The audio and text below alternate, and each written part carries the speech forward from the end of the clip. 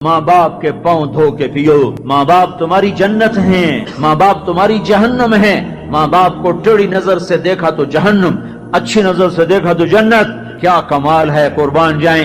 میرے نبی نے کہا جب بیٹا ماں باپ کو محبت سے دیکھتا ہے، ماں کو دیکھے یا باپ کو دیکھے، تو اس کے لیے ایک حج کا ثواب لکھا جاتا ہے. اور ماں باپ جب اولاد کو ان کی خدمت کی وجہ سے محبت سے دیکھتے ہیں تو بیٹے کو غلام آزاد کرنے کا ثواب لکھا جاتا ہے. اللہ کے نبی نے فرمایا بھائی بولو، اللہ کے راستے میں خرچ کرنے سے بھی زیادہ افضل خرچ کون سا ہے؟ اللہ کی راہ میں 1 روپیہ خرچ کرو 7 لاکھ کا ثواب ملتا ہے. تو آپ نے فرمایا اللہ کی راہ میں خرچ کرنے سے بھی زیادہ افضل کون سا خرچہ ہے؟ تو صحابہ نے کہا جی اللہ کو پتا، آپ کو پتا. تو آپ نے فرمایا بیٹے کا ماں باپ پہ خرچ کرنا اللہ کی راہ میں خرچ کرنے سے زیادہ افضل ہے. اب میرے تو مر گئے، تمہارے زندہ ہیں تو کچھ کر لو.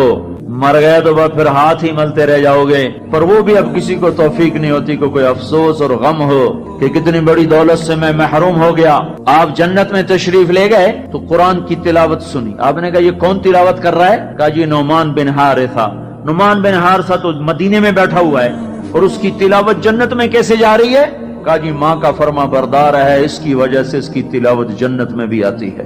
کہ تم نے اتنے لاؤڈ سپیکر لگائے ہوئے ہیں پھر بھی لوگوں کو پوری طرح باہر والوں کو سنائی نہیں دیتا ہوگا، اور نعمان اپنے گھر میں بیٹھ کے تلاوت کرتا اور آواز جنت تک جاتی ہے. کیا چیز لے گئی؟ نہ جہاد، نہ تبلیغ، نہ نماز، نہ صدقہ، نہ تہجد، نہ علم، نہ حدیث، نہ تفسیر، نہ کیا چیز لے گئی؟ ماں کی خدمت نے آواز کو جنت تک پہنچا دیا. کیسی خدمت کرتے تھے؟ ماں کے کپڑے دھوتے، ماں کی روٹی پکاتے، ماں کو نوالے بنا کے کھلاتے. ہمارے ماحول میں کیا ہے کہ میں اپنی بیوی سے کہتا ہوں میری ماں کی خدمت کر. میری بیوی کے ذمے نہیں، میری ماں کی خدمت. اگر وہ کہے میں نہیں کر سکتی تو اسے نافرمان بیوی نہیں کہا جا سکتا.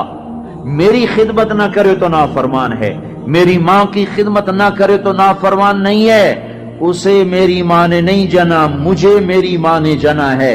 میرے ذمے اپنی ماں کی خدمت ہے. تو نعمان بن حارثہ کپڑے دھوتے، روٹی پکاتے، سالن پکاتے، نوالے بنا کے کھلاتے، تیل لگاتے، کنگھی کرتے، جوئیں نکالتے. اور ماں کوئی حکم سناتی اور سمجھ میں نہ آتا تو دوبارہ نہیں پوچھتے تھے اماں کیا کہا. باہر نکل کے خادمہ کو بلاتے، کہتے میری ماں نے کیا کہا تھا تو بتا، مجھے سمجھ میں نہیں آیا.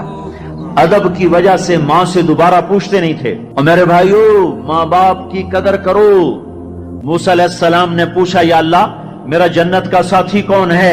اللہ تعالیٰ نے کہا فلاں قصائی. موسیٰ اور قصائی میں کیا جوڑ ہے؟ موسیٰ علیہ السلام گئے تو ایک قصائی ایسے بیٹھا ہوا گوشت بیچ رہا ٹوٹے کر کر کے.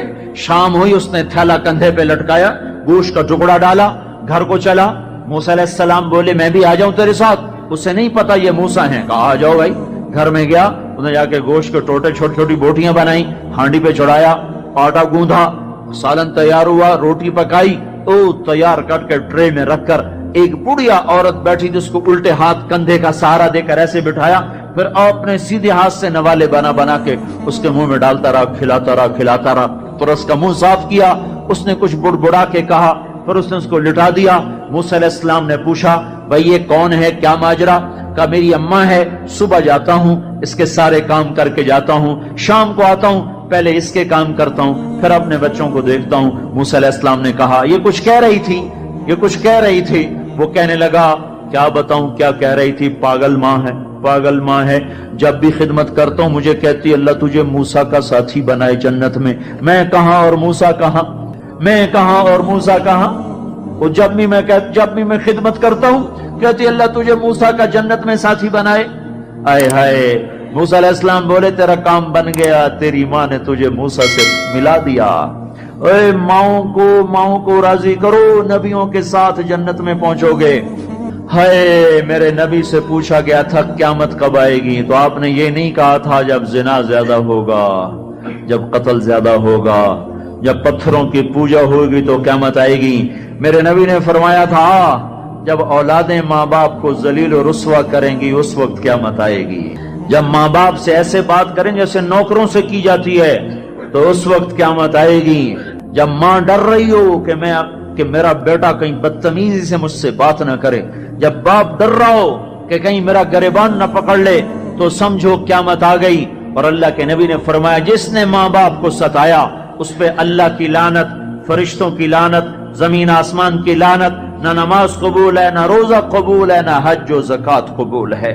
ہائے ہائے، میں ایک شہر میں گیا، ایک نوجوان میرے پاس آیا کہ میرے باپ نے میرے اوپر زیادتی کی ہے، میری سناؤ۔ سنتے سنتے پتہ چلا کہ اس نے اپنے باپ کے خلاف عدالت میں کیس کیے ہوئے ہیں۔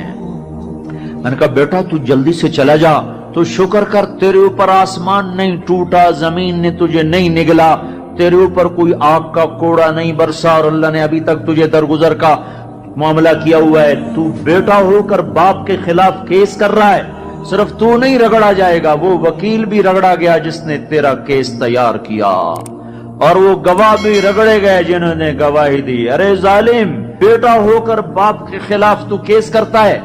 تو میرے بھائیو، اپنے ماں باپ کی خدمت کر کے جنت لے لو، جنت بنا لو، یہ جہان بھی سنورے گا، اگلا جہان بھی سنورے گا۔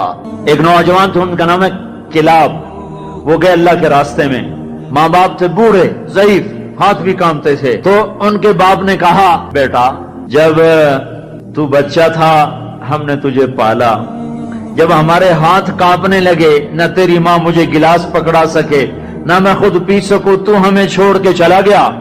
یہ اشعار جب حضرت عمر کو پہنچے تو انہوں نے فوراً آدمی بھیج کر اس بچے کو بلوایا، اور مسجد میں کھڑے ہو کر ان کا کوڑا تو مشہور تھا نا، کوڑا اٹھا کے مار مار مار اس کا حلیہ بگاڑ دیا کہ بوڑھے ماں باپ کو چھوڑ کے جہاد میں جاتے ہو، بوڑھے ماں باپ کو چھوڑ کے جہاد میں جاتے ہو، مار مار، جب تک تیرے ماں باپ زندہ ہیں تو اس گھر سے قدم نہیں نکال سکتے۔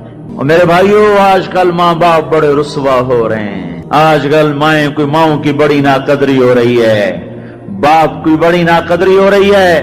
اکثر نوجوان بیٹھے ہوئے مجھے نظر آ رہے ہیں، میں تمہیں اللہ رسول کی محبت کا واسطہ دیتا ہوں، میں تمہیں اللہ کا واسطہ دیتا ہوں کہ اپنی ماؤں کو، اپنے باپ کو راضی کرو۔ ہاں، نافرمانی کی بات کہیں، ماننا نہیں، گستاخی بھی نہیں کرنا۔